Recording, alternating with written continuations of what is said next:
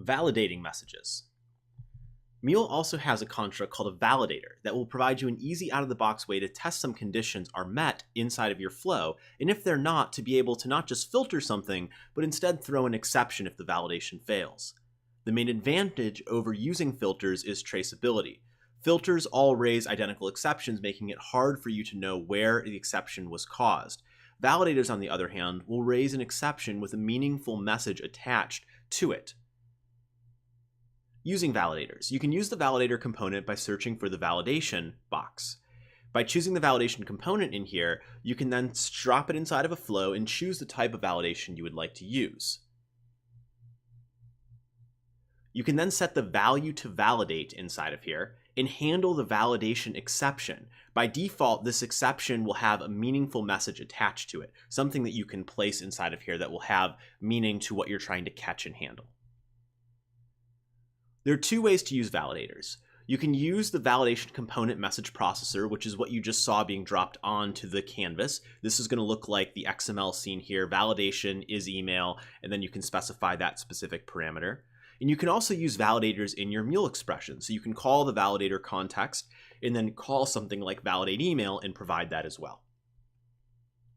In walkthrough 9.4, we'll put our own validator in. We'll use the validation component to throw an exception, and we'll catch the validation exception in the global exception strategy. Let's get started.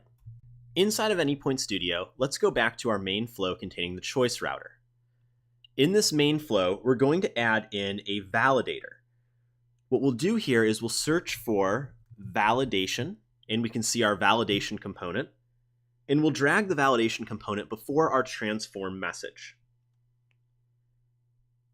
Now what we're going to do validation on here is the payload itself. So with the validator selected, let's do is not empty for the validator. And for the value inside of here, we're going to specify we want to check the payload to ensure that the payload is not empty. From the left side navigation, we'll choose customize. And inside of here, for the message, let's put in payload is empty. Now let's go ahead and debug the project and see what happens if we end up with an empty payload at this point. We'll save it up. We will ensure that we're running in debug mode. And to get an empty payload once this starts up, we're effectively going to make an airline request to foo, wherein it still should go through the full paths but return an empty payload up to the validation area. So let's go to Postman, make a request for foo. All right, and let's go ahead and send this request all the way through to ensure that it makes it back up into the validation.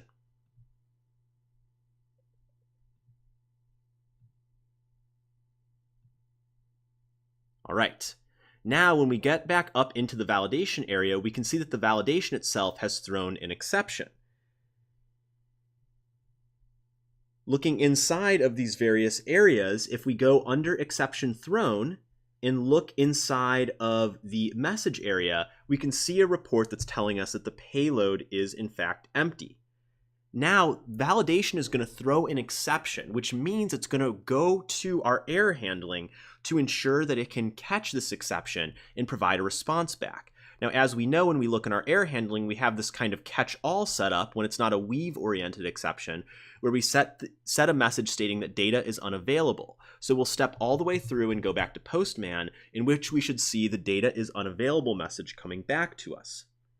Now, let's see if we can set up an exception handler that's going to satisfy when you do get no flights back in this case. So to do this, we'll return to Anypoint Studio, and in the global area here, we're going to add another piece inside. So we'll double click the no flights catch exception strategy. So that'll be this here.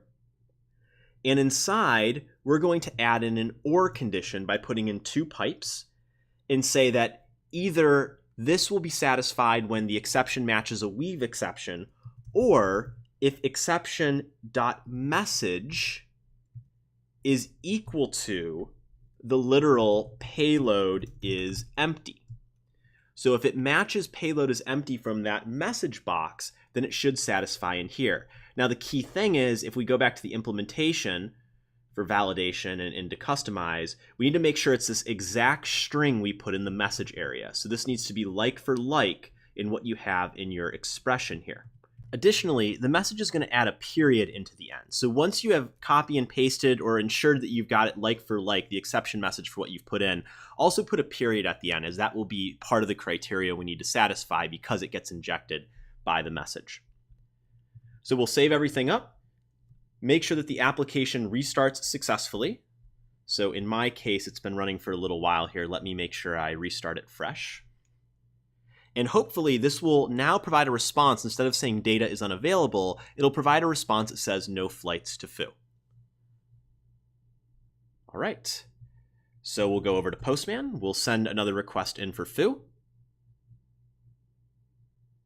And in the body, great. Now we can see we're getting no flights to Foo. So it was able to get into that error handling strategy that we wanted this time and provide the response back.